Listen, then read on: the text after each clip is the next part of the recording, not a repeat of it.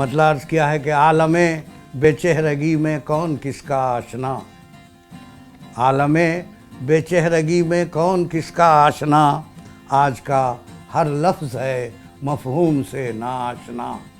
آج کا ہر لفظ ہے مفہوم سے ناآشنا۔ ایک مطلب اور دیکھیں کہ کون ہوتا ہے زمانے میں کسی کا آشنا،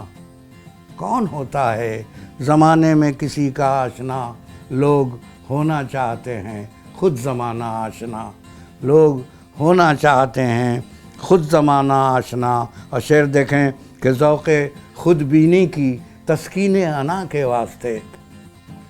ذوق خود بینی کی تسکین انا کے واسطے کتنے ہی ناآشناؤں کو بنایا آشنا، کتنے ہی ناآشناؤں کو بنایا آشنا۔ اور دیکھیں غزل کا خاص طور سے یہ شعر کہ تشنگی آئی سرابوں سے گزر کر آپ تک،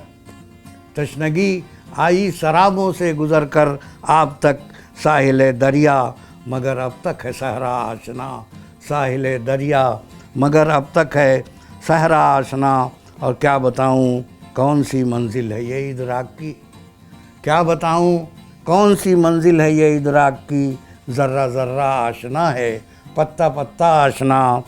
اور مقطع عرض کیا ہے کہ کون پہچانے گا ہم کو، کون پوچھے گا مزاج، کون پہچانے گا ہم کو، کون پوچھے گا مزاج، کون ہے اپنے سوا قیصر ہمارا آشنا، کون ہے اپنے سوا قیصر ہمارا آشنا، عالم بے چہرگی میں کون کس کا آشنا،